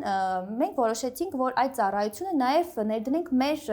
էսթետիկ բժշկական կենտրոնում եւ ինչպես գիտեք, մենք ունենք թույլտվություն, այս ծառայությունը իրականացնելու, հետեւաբար եղավ գեղեցիկ համագործակցություն նաև անեսթեզիոլոգի հետ։ Ես որքան գիտեմ, այս ծառայությունը ամեն էսթետիկ կենտրոն չէ, որ կարող է կիրառել։ Այո, այս ծառայությունը ներդնելու համար պետք է հատուկ լիցենզիա ունենալ, քանի որ մենք ունենք վիրահատարան եւ անեսթեզիոլոգի հետ համագործակցելու իրավունք, հետեւաբար մենք հանգիստ կարող ենք իրականացնել բոլոր մեր ներարկումային պրոցեդուրաները սեդացիայի միջոցով։ Սեդացիայի ծառայությունը ենթադրում է հավելյալ վճար։ Այո, ենթադրում է հավելյալ, բայց փոքր վճար, դա հաստատ անեսթեզիոլոգի այդ մեծ գումարը չի, որ կարող ենք պատկերացնել, պարզապես բուժառուի համար ավելի կոմֆորտ է իրականանում, քանի որ ինքը, այսպես ասած, քնեցման շրջանում է եւ չի զգում ոչինչ եւ արթնանում է արդեն պրոցեդուրան ավարտված։ Տեսեք, մենք գիտենք, որ սովորաբար անզգայացումը ենթադրում է որոշակի պատրաստվածություն, այսինքն անզգայացումից առաջ որոշակի ցուցումներ պետք է պահի բուժառուն, անզգայացումից հետո այդ ամեն ինչից դուրս գալու process-ը տհաճ է, որոշակի ընթացք է ենթադրում, արդյոք սեդացիան նույն process-ն է ենթադրում, թե սա շատ ավելի թեթև միջամտություն է։ Բնականաբար, երբ բուժառուն գալիս է, նա անպայման լրացնում է առողջության թերթիկը եւ այն կետերը, որոնք մեզ համար հետաքրքիր են, մենք ուշադրություն ենք դարձնում եւ այդ թվում նաեւ անեսթեզիոլոգը եւ առաջնային խորհրդատվության ժամանակ ամբողջ հիվանդության պատմությունը, եւ անհատական թերթիկը կազմվում է եւ զգուշացվում է պացիենտին ինչպիսի նախապատրաստվածությամբ պետք է ներկայանալ եւ իհարկե դրանից հետո անեսթեզիոլոգը բավականին ուշադիր է լինում պացիենտին, ցուցումներ է տալիս որոշակի, սեդացիան դա ամբողջությամբ քնեցումը չի, այսինքն բուժառուն պրոցեդուրայի ընթացքում որոշակի ռեակցիաներ է տալիս։ Ուղղակի գիտակցությունն է ինչ-որ մի պահ թուլանում եւ դրա համար իրեն ամբողջությամբ արթնացնելը չի բերում որոշակի խնդիրներ։ Մենք գիտենք, որ ընդհանուր ազգացումից դուրս գալուց մենք պետք է ունենանք սրտխառնոց, գլխապտույտներ եւ այլն նմանատիպ խնդիրներ չեն լինում, որտեղ սեդացիան ունի նմանատիպ ազդեցություն։ Շատ է պահանջարկը սեդացիայով պրոցեդուրա իրականացնելու։ Ներդրումը այս ծառայության եղավ հենց բուժառուի ցանկությամբ, երբ զանգահարեց, ասաց կարող եք իրականացնել նման պրոցեդուրա, որովհետեւ վախում եմ եւ շատ կուզենամ, որպեսզի ցավը չզգամ, քանի որ ունենք անեսթեզիոլոգ, որ համագործակցում էր մեր dental կլինիկի հետ, մտածեցինք ինչու ոչ, եթե ունենք համ իրավունք աշխատելու, ինչու չներառել եւ եղավ շատ գեղեցիկ համագործակցություն եւ պացիենտը շատ ուրախ էր, որ գտել էր այնպիսի կլինիկա, որտեղ հնարավոր եղավ իրականացնել իր ուզած պրոցեդուրան։ Եվ քանի որ մեր Հայաստանում դեռևս այդքան լավ չեն պատկերացնում դա, ես շատ կուզենամ, որ ինֆորմացված լինեն եւ շատ են գալիս, ասում ենք, վախենում ենք ներարկումից եւ խուսափում են, չնայած որ շատ են ցանկանում։ Կարող են հանգիստ դիմել, մի փոքր հավելավճար են տրամադրում ուղղակի անեսթեզիոլոգի ծառայության եւ ունենում են այն սպասված պրոցեդուրան, որը այսպես շատ երկար սպասել էին։ Բոլոր ծառայությունները իրականացվում են սեդացիայով, թե առանձին ծառայություններ կան, որոնք իրականացվում են։ Ցանկացած պրոցեդուրաներ, որոնք անհարմարություն են պատճառում մեր պացիենտներին եւ իրենք վախ ունեն, կարող ենք իրականացնել այս եղանակով։ Այդպիսի պրոցեդուրաները կարող են լինել կոնտուրային պլաստիկայից, դեմքի ներարկումներից սկսած, մինչև էսթետիկ գինեկոլոգիա, մազի տրանսպլանտացիա, ինչու ոչ, եթե պացիենտը ունի վախեր, այսքան ամեն ինչ կարելի է իրականացնել։ Ելենայի Instagram-յան էջն ու իմպլանտումի տվյալները կթողնեմ հաղորդման նկարագրության բաժնում։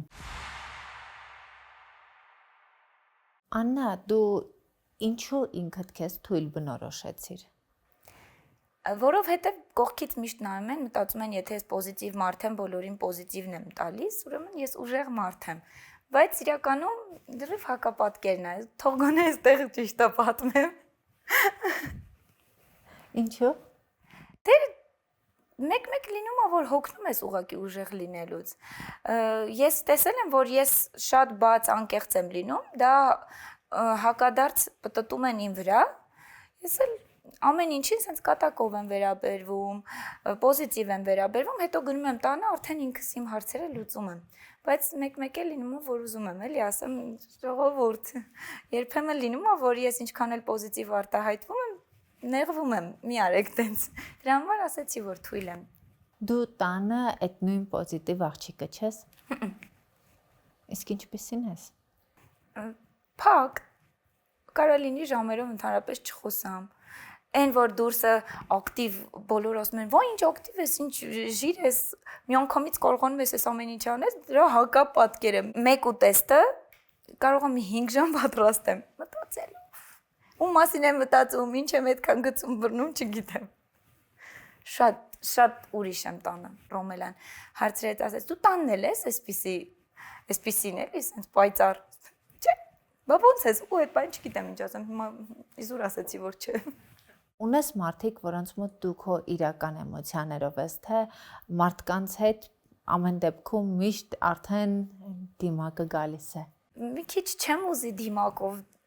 լինեմ։ Պոզիտիվ ժիր աղջիկն էլ դիմակ է ստացվում։ Դե հա, դիմակ է ստացվում, միանշանակ, ուղղակի, այսպես ասեմ, երբեմն լինում է խնդիրներ, որ ես գիտակցում եմ, որ հիմա դու ինձ հարցնես ո՞նց ես, ես օրինակ պատմեմ, որ այս խնդիրները ունեմ, հա, երբեմն լինում է, որ խոսելու միջոցով դու կարողանում ես այդ էմոցիաները դուրս հանես ներսիցդ, բայց լոգիկայով որ նայում եմ, որ քեզ ասեմ ոչինչ չեմ կարողանալու փոխել կամ օրինակ այս բաժակը ինձ նեղացնի, եթե ես քեզ ասեմ բաժակի ինչ ասեմ, ոչինչ չի փոխվելու, չէ։ Դրա համար երբեմն լինում է, որ դիմացինիս մասին մտածելով իմ խնդիրների մասին իրեն չեմ ասում, որ իրեն իր կյանքը չբարթեցնեմ, այսպես ասած։ Բայց հա, ունեմ ընկերուհիներ շատ մոտ ու ամենակարևորը կողակիցս ու որ կողակիցիս հետ այնպիսին եմ, ինչպիսին, որ ես իրականում կամ։ Հիմա շատ աղջիկներ կան, գալիս են խորհուրդներ են տալիս, որ տղամարդու հետ պետք է այսպիսին լինել, տղամարդու հետ պետք է այնպիսին լինել, ասեմ, որ մենք 5 տարի միասին ենք, 5 տարվա մեջ ես մի օր չեմ փոշմանել, որ իր հետ եղել եմ նենց, ոնց ես իսկական կամ իրականում կամ։ Հուսով եմ չեմ էլ փոշմանի երբեք, բայց ես այնպեսին եմ իր հետ ոնց կամ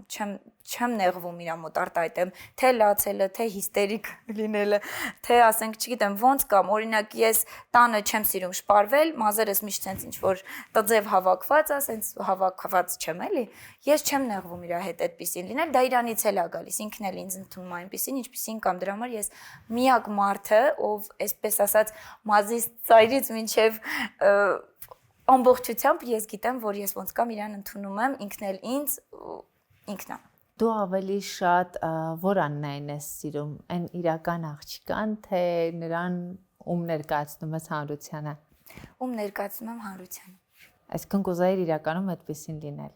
Իրականում այդպեսին էլ կամ, ուղղակի տան Աննային դուրսը ցույց չեմ տալիս։ Երկու Աննաներն էլ կան, հա, ուղղակի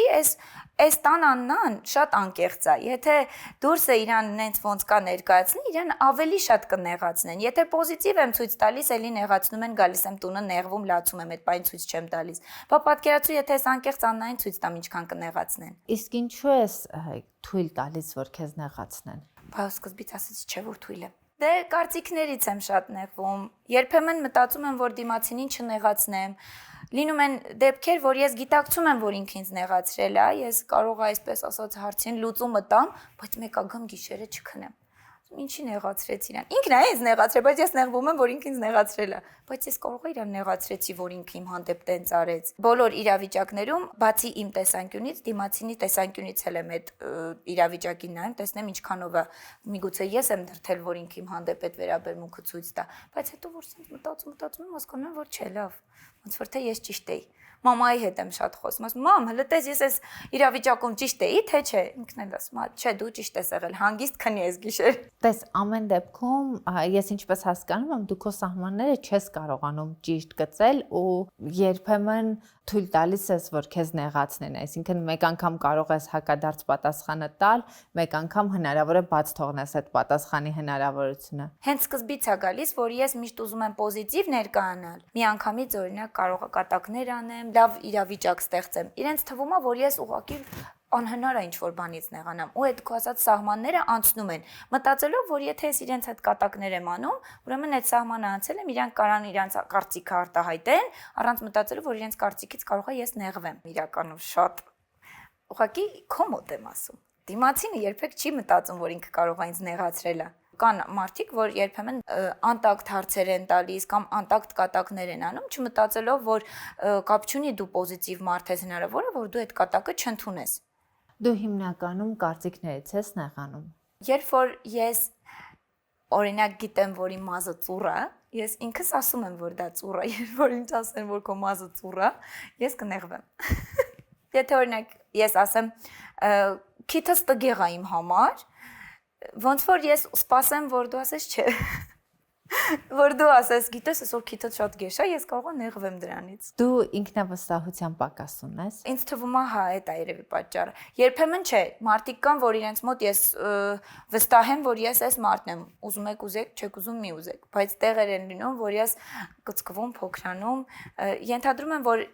դիմացինից է կախված, թե ես դիմացինին իմ ներսում ոնց եմ ընդունում։ Եթե ինքը իմ համար էտալոն է, իր կարծիքն էլ է իմ համար կարևոր, վիրավորի, կվիրավորվեմ, գովվի, լավ կզգամ ինձ, իսկ նույն ձև հակառակը, եթե այդ մարդը իմ համար էտալոն չի, իր կարծիքն իմ համար մեկ է։ Երբեմն այս խնդիրները գալիս են այնտեղից, որ մենք պայմանական սիրո մեջ ենք մեծացած լինում, այսինքն ծնողները փորձում են օրինակ երեխաներին մոտիվացնել, հա, այս սա արա, սա կստանաս, այ լավ սովորի, այսպեսին կլինես։ Ինչպիսի ընտանիքում ես դու մեծացել։ Իմ ընտանիքը շատ եմ սիրում ես։ Ճիշտ է, շատ քիչ եմ ժամանակ տրամադրում, իրանք էլ են նեղանում, բայց շատ եմ սիրում իմ ընտանիքը, ինձ ոչ մի բանի զուրկ չեն պահել։ Ինչի վրա մատս դրել եմ, ինչ հոբի ուզել եմ, ինչ նյութական բան ուզել եմ, միշտ ինձ ապահովել են։ Ու հաշվի առնելով, որ ես Հրազդանից եմ ու 3 երեխա ենք, քույրիկս է, ես եմ, եղբայրս է։ Մի քիչ դժվար է եղել մամայից համար մեզ մեծացնելը, դե բաներ կան, որ ֆինանսապես էլ չեն հասցրել, բայց համենայն դեպս ես ինչի կարիք ունեցել եմ, միշտ ստացել եմ։ Ծնունդիս ասել եմ կիթառ եմ ուզում, մաման չգիտեմ որտեղից գտել, ինձ կիթառա նվիրել, ես ինքնուս սովորել եմ, մինչև հիմա նվագում եմ։ Այդ փոքր բաներն էլ իմ համար շատ կարևոր են եղել, որ ինչ ասել ենք, ստացել ենք։ Կապ չունի ոնց, մենք փոքր ենք եղել, չենք իմացել որտեղից են գտել բերել, բայց կատարել են մեր ցանկությունները, այսպես ասած։ Բայց իմ մամայի ու պապայի միակ ենթադրում եմ խնդիրը, որը ես իմ բալիկների հանդեպ ենթադրում եմ չեմ անի, էլի եմ ասում, որովհետև հələ մամա չեմ կարող ասեմ, էլի, երբեք մի ասա, երբեք։ Այն ա եղել, որ ինձ չեն գովել, մեզ չեն գովել։ Օրինակ, եթե ես այսինչ նկարը նկարել բերել ցույց եմ տվել, միշտ մի հատ մի բան ասում են։ Այ որ սենց աներ ավելի լավ կլիներ։ Այ որ այս նոտան սենց երգեր ավելի լավ կլիներ։ Դեպ մաման շատ սուր լսողություն ունի, ինքը ինձ միշտ օգնել է, եթե սխալ նոտաներ է երգում, ինքը ան այս մասը մի քիչ ուղի, ան այս մասը այսպես։ Ու սպասել եմ միշտ։ Մամ, երկրորդ տեղ եմ գրավել։ Մամ, այս ինչ տեղը, այս ինչ գնահատականն եմ ստացել։ Լավ է, մի քիչ էլ աշխատես, ավելի լավ կլինի։ Այդ բայցերը, մի քիչ էլ, ոնց որ միշտ ինձ ստիպի, որ ես իմ փոքր մարմնից ավելի մեծ բաներ պահանջեմ, չբավարարվեմ այն ինչը, որ ես կամ ունեմ, այսօրվա ունեցածով գոհանամ։ Միշտ ասում եմ, բայց որ էս էլ լինի, լավ կլինի, բայց այդ բայցերը շատացել են, էլի, այսպես ասած։ Փոքր տարիքում առանձնացար ընտանիքից ու հայտնվեցիր Երևանում։ Այդ շրջանը քեզ ինչպես տրվեց ու այդ ժամանակ ինչպես էիր կարողանում գտնել, ինչպես դու ես ասում, փոքր Աննայի բալանսը մեծ աշխարհի հետ, որը ամեն դեպքում այդ պահին մեծ էր։ Շատ դժվար է եղել իմ 27 տարվա մեջ միակ տարին հենց այդ տարին է եղել, որ ամենազգացմունքային ու ցավոտ տարին է եղել, որ ես եկել եմ Երևանում ապրել մենակ, որովհետև տանեցիները դեմ էին միանշանակ, այն ընկերուհին ում համար որ ես եկել եմ իր հետ ապրելու, իրար միջև հիմա մամային ասում են ինքը քեզ կտրեց մեր տնից, մինչև հիմա ասում են այդ, բայց շատ դժվար է եղել այդ շրջանում. Ես աշխատում եմ էկոնոմիկայի նախարարությունում, туриզմի կոմիտեում ու կյանքս բաժանվել էր երկու մասի։ Ես ուզում էի երգել, դե պարզա հայրիկը դեմ է, նորմալ է։ Հրազդանում եմ ապրել, ուրիշ դաստիարակություն եմ ստացել, պապան ուրիշ համբավ ունի այնտեղ, պետքա բացի իմ ցանկությունների մասին մտածելուց, մտածեմ պապայի, եղբորս, ընտանիքիս մասին։ Ու դե բնականաբար, եթե ես աշխատում եմ նախարարությունում, դա պատիվ է պապայի համար։ Իսկ եթե ես աշխատեմ օրինակ երգչուհի, երկուսս էլ գիտենք, երգչուհի դերասանուհի լինելը միշտ ինչ որ չգիտեմ ինչի, վատ համբավ ունեցել, ասում էին, որ չի կարելի դառնալ։ Հենց դրա պատճառով ես թատերական ինստիտուտ չեմ ընդունվել։ Վայ, այդ տարին շատ վատ տարի էր։ Ես առավոտյան 8-ից մինչև երեկոյան 6-ը գնում էի նախարարության աշխատանքի ու եթե 3-4 րոպե ուշանայի, պետքա զեկուցագիր գրեի, թե ինչի եմ ուշացել։ Դե պատկերացրեք, հրազդանից ամեն առավոտ մայրուղիները սառած, ձմեռվա կեսին, մինչև հասնում եմ Երևան, բնական է կուշանամ, այնտեղ ինձ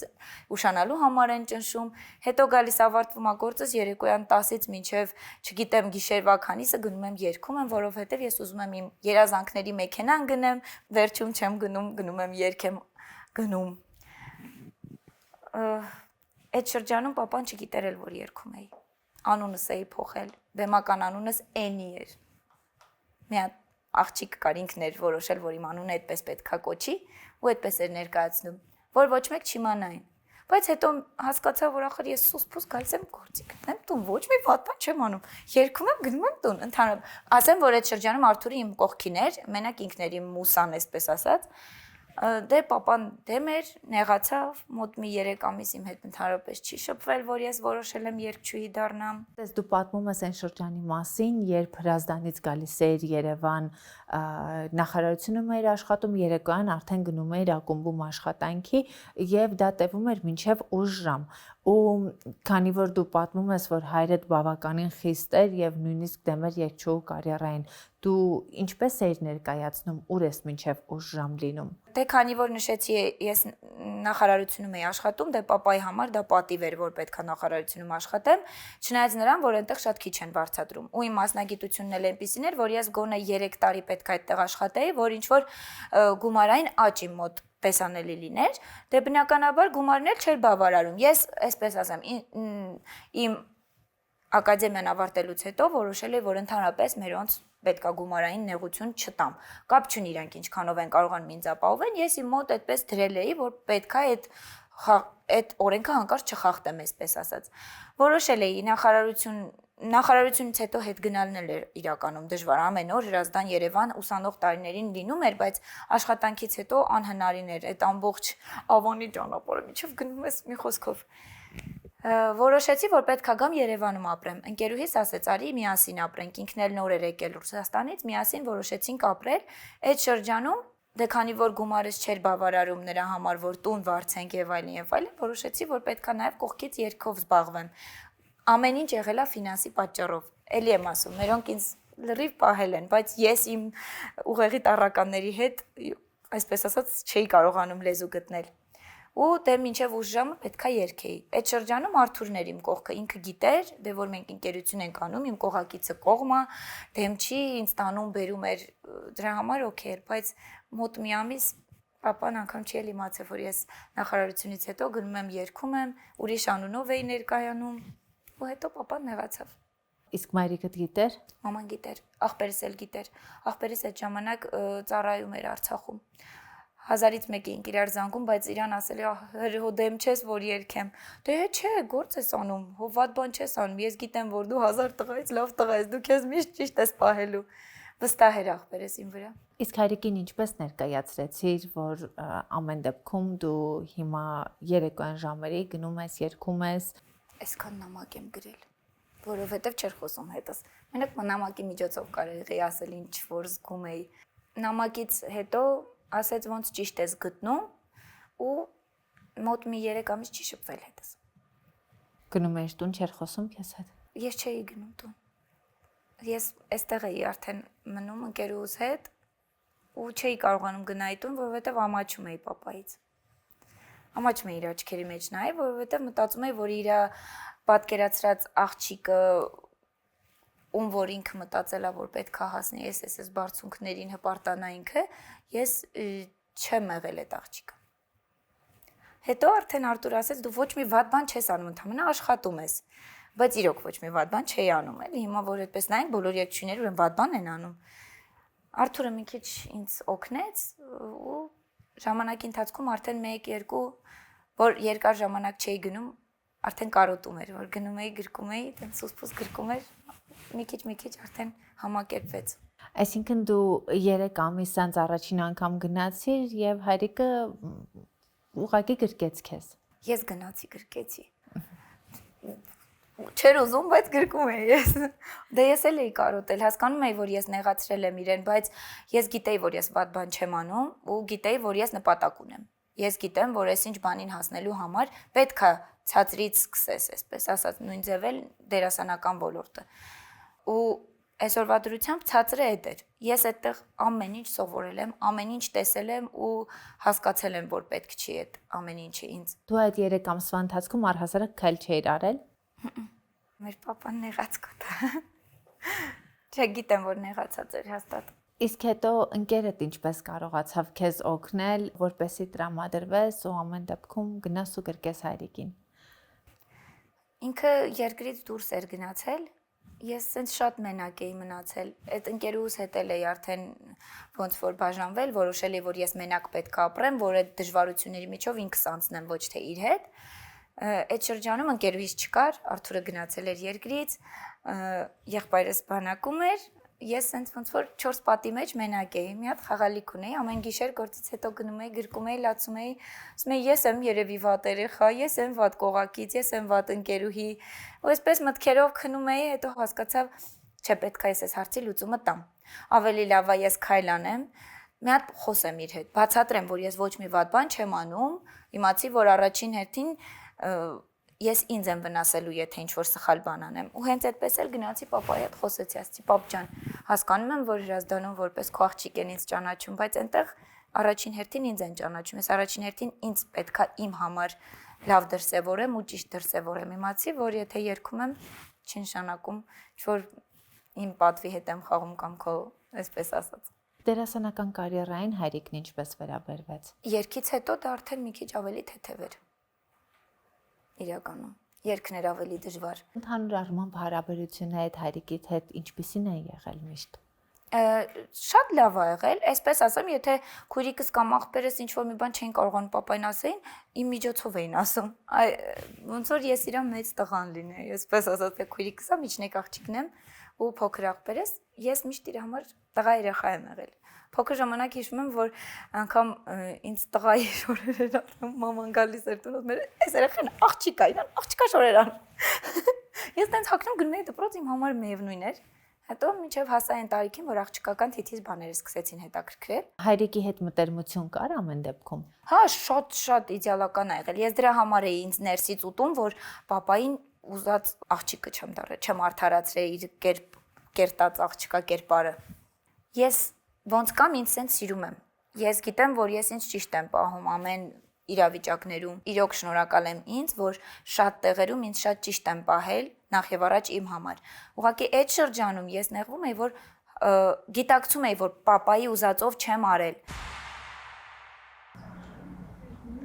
Լինի անձնական առիթ, թե նկարահանում ես իմ արտաքին տեսքը մշտապես վստահում եմ բյութի ֆաբրիկի պրոֆեսիոնալներին։ Երևանի Սրտում Սարյան 19 հասցեում արդեն գործում է բյութի ֆաբրիկի նոր շքեղ սրահը։ Այս արդեն նրա մասին չէր, որ փոքրիկ տեղից հնարավորինս շատ գումար աշխատենք։ Այս այն պահն էր, որ ուզում էի, որ իմ հաճախորդը իրեն զգար ըստ արժանվույն սպասարկված։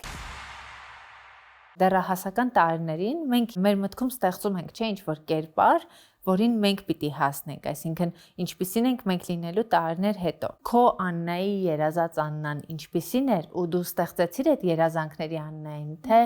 փոփոխություններ կրեց այդ Աննան։ Ես ոնց պատկերացրել եմ իմ Աննային, այդպես եղել է։ Մոտ 2 տարի առաջ էլ ինչ դպրոցական տարիքում իմ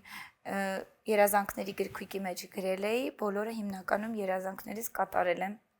Հիմա նոր նպատակներ ունեմ արդեն։ Որոնք են այդ երազանքները, որոնք կատարվեցին։ Ունենալ իմ սեփական երգը, ունենալ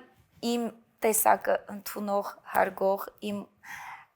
հետաքրքրությունների, իմ հետ կիսող կողակից, որը ունեմ, ունենալ գոնե մի հատ կերպար, որը էլի ունեցա, ու հաջորդիվ գոնե մեկ գեղարվեստական ֆիլմի մեջ հնարավորություն ունենամ խաղալու։ Ես գիտեմ, որ ես ինձ այնքան եմ տանջելու, որ հաստատ փորձելու եմ այդ ամեն ինչը իրականացնել, այսինքն եթե ինչ-որ մի ռեժիսոր ինչ-որ մի օր փորձի ինձ ընտրել, ես իմ ուժերից ավելին կանեմ, որ արդարացնեմ այդ ամեն ինչը ու ինքն էլ չփոշմանի, որ ինձ այդ կերպարին մեջ տեսել է, տվել է հնարավորություն, որ ինձ կերտեմ, խոսքով կանեմ ամեն բան, որ այդ երազանքս իրականացնեմ։ Հիմա դու պատրաստվում ես քո հարսանիքին։ Դու եւ Սիրելիդ ընկերություն եք անում արդեն 5 տարի։ Այս տարիների ընթացքում տարբեր փուլեր անցաք հասնելու համար այն կետին, որտեղ դու հիմա ասում ես, որ քեզ շատ ներդաշնակ ես զգում իր հետ, թե միշտ այդպեսին են եղել ձեր հարաբերությունները։ Դե միանշանակ եղել են խնդիրներ, բայց այսպես ասեմ, մենք իրար հետ չենք կռվել։ Եթե վիճելել ենք, մաքսիմում 3 օր է տևել, այդ մաքսիմումը։ Դեռ ընկերության շրջանում էլի։ Էդ իմ կապրիզներից ա եղել։ Ես չեմ գրել, ինքն էլ չի գրել, սպասել ենք տեսնենք ով կգրի, դրա համար 3 օր տևել է։ Հետո սուսփուս եկել է, ասել է դե գիտեմ որ դու մեղավոր ես, բայց մեզանից մեկը պետք է չէ քայլանի ու տենց արել է այդ քայլը։ Բարիշել ենք, քննարկել ենք ամեն ինչ։ Խնդիրներ եղել են, թե ֆինանսական, թե իմ կարիերայի հետ կապված։ Ես ամեն կերպ ավելի շատ ոչ թե իմ կարիերայի, այլ ես ամեն կերպ փորձում եմ իր մեջ էլ այդ ամեն ինչը տեսնեմ, որովհետև սենց միշտ ուզել եմ, որ իմ կողակիցի հետ ես նկարահանվեմ, վիդեո հոլովակներ տեղադրեմ,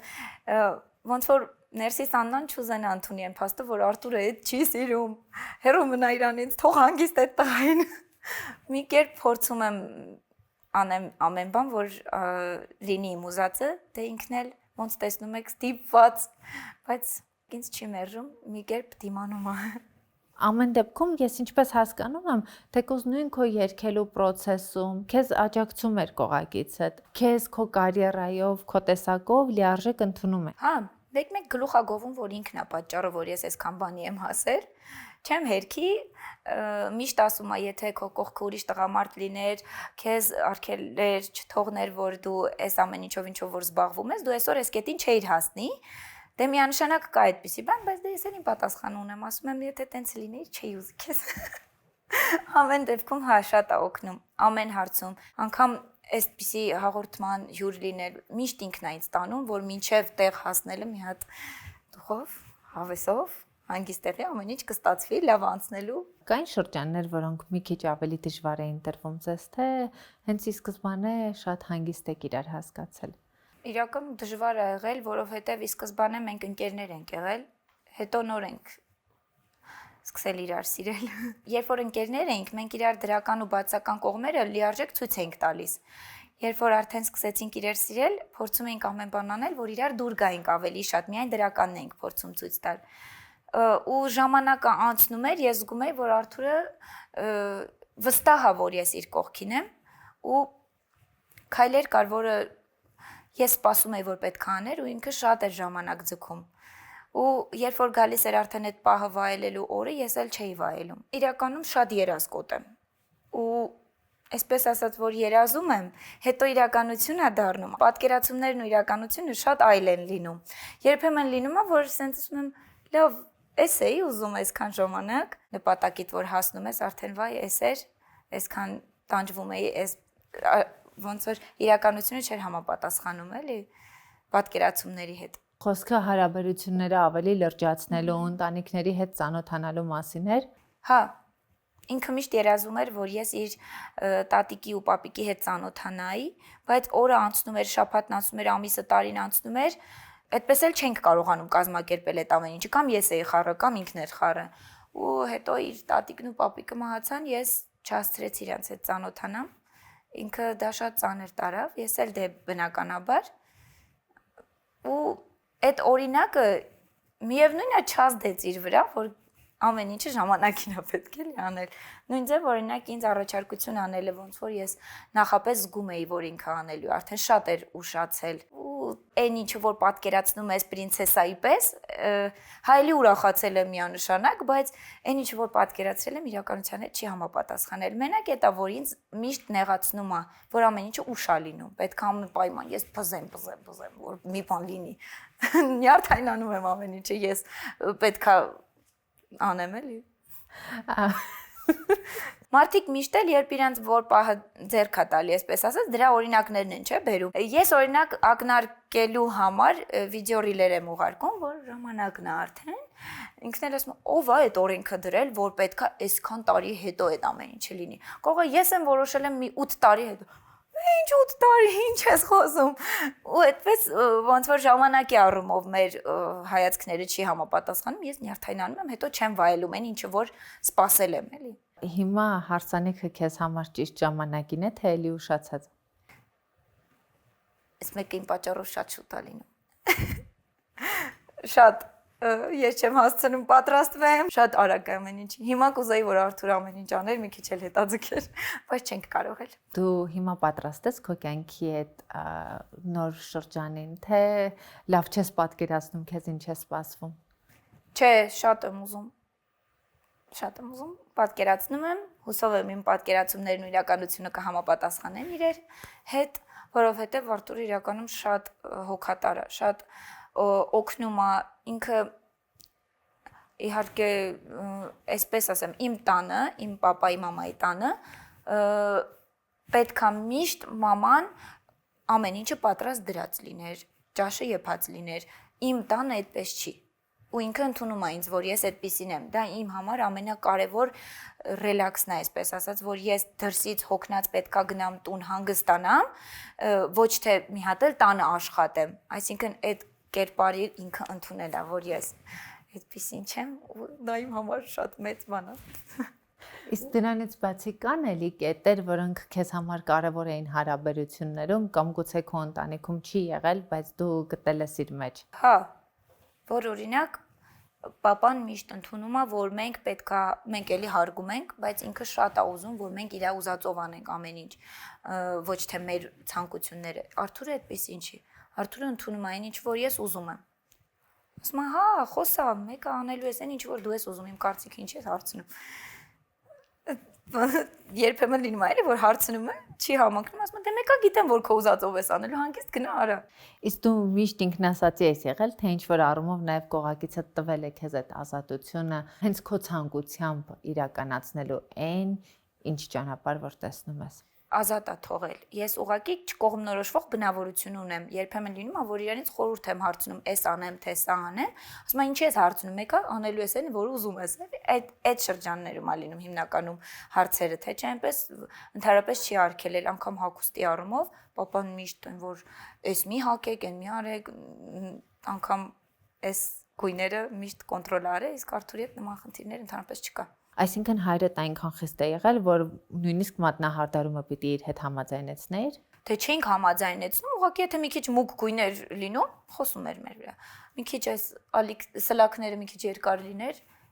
սիրուն երեխեք են բերել, ինչի եք գեշացնում ձեզ։ Ինչպես ամեն դեպքում այդ մտածողությամբ հայրիկին կարողացար համոզել եւ գալ մենակ ապրելու Երևանում։ Համոզեցի, որ պապ դժվար է իրականում, ամեն առավոտ այդքան գնալ, հետ գալ, գումարս չի բավարարում, ես էլ քեզ չեմ ուզում նեղություն տալ։ Նախարարության աշխատանքով ես մոտիվացրել հայրիկին։ Հա, հիմա ինձ թվում է մի քիչ պարտանում են ինձանով, որովհետև պապան միշտ ընկերների մոտ ասում է, որ ես գիտեի, որ ինքը կգնա այնտեղ, որտեղ ինքը պատկերացնում է։ Ենթադրում եմ, որ այդ իր նեղանալն էլ է այն քայլերից եղել, որը փոքր ժամանակ միշտ գովասանք եմ սպասել, բայց ասել են, բայց ավելի լավը կարաս, նմանատիպ ինչ որ մի բան ա եղել, որ նեղացել է, որ դրանով ցույց տա, որ տես ես նեղանում եմ, հանկարծ սխալ բան չանես, բայց ավելին կարաս։ Ենթադրում եմ դա։ Ժամանակի ընթացքում եմ հասկացել։ Քո ամուսնության որոշումը, սիրելիիդ ընտրությունն էլ դու այսպես ինքնուրույն արեցիր, թե այս հարցերում էլ խորհրդակցում էիր ընտանիքիդ հետ եւ իրենց, այսպես ասած, օրհնությունը ստանալուց հետո ես որոշել, որ քայլ կանես կամ չէ։ Չէ, ես որ Երևանում էի արդեն մոտ 1 տարի Արթուրի հետ ընկերներ ենք եղել, մերոնք արդեն գիտեին Արթուրի մասին, գիտեին, որ մենք լավ ընկերներ ենք, շփվում ենք, բայց ես ու Արթուրը երբեք չենք պատկերացրել, որ մենք կարանք իրար սիրենք։ Անկեղծ եմ ասում, այդ ամբողջ մի տարվա ընթացքում ոչ մի բան։ Ես անգամ իր համար ընկերուհի եմ մանեկել։ Ընկերուներիցս մեկը շատ սիրուն աղջիկ է, միշտ ասում էի, «Բայց դուք իրար կսազ եք»։ Նենց է անում, որ իրանք իրար հետ շփվեին։ Հետո դե չստացվեց այդ ամեն ինչը։ Ու Արթուրը գնալուց առաջ ես հասկացա, որ երկրից դուրս էր գալու, այդ շրջանում ես հասկացա, որ ես կարոտում եմ իրեն։ Այդ նորմալ չի։ Այդ այն կարոտը չի, որը ուղակի ընկերներն են իրար հանդեպ զգում, նույնն էլ ինքը։ Ընկերները զանգում խաբար էին տալիս ինձ, որ ինքը բոլոր աղջիկների մեջ քեզ է փնտրում։ Բայց Արթուրին տեսնելով ես գիտեմ իր աղջկա արտաքնապես իդեալը ինչ տեսք ունի։ Ես ընդհանրապես չեմ համապատասխանում այդ աղջիկների կերպարին։ Միշտ չէի հավատում, բայց հետո այս տարիների ընթացքում հասկացա, որ չէ հնարավոր այդպիսի բաներ։ Առաջինը դու ես սիրահարվել, թե նա։ Հավասար ա եղել։ Ուղղակի ժամանակին, որ այն ժամանակահատվածում, որ ինքը երկրից դուրս եկավ, մենք այդ կարոտի զգացումից հասկացանք, որ որպես ընկերներ չենք իրար կարոտում, արդեն որպես զույգ ենք իրար կարոտում, ու որ հետ եկավ քայլ արեց։ Դες էլ համաձայնվեցին։ Մի քիչ ամաչում եմ, որովհետև անկեղծ եմ ասում, այդ շրջանում մենք չենք պատկերացրել, որ մենք իրար կսիրենք, որ մի հատ էլ նախորոք պապային ասեի, գիտես, սենց ընկեր ունեմ, այլն եւ այլն։ Աննա, շնորհակալ եմ շատ մեր զրույցի ու քո պատմությունը մեզ պատմելու համար։ Ես էլ եմ շատ շնորհակալ։ Ոյ, չգիտեմ ինչ ասեմ։ Ապրես շատ, որ հրավիրեցիր ու բացահայտեցիր իմ ներսի Աննային։ Այն ով որ տանն է։ Հետևեք Live Room-ին, բաժանորդագրվեք YouTube-ի իմալիկին, որպեսզի բաց չթողնեք մեր թողարկումները։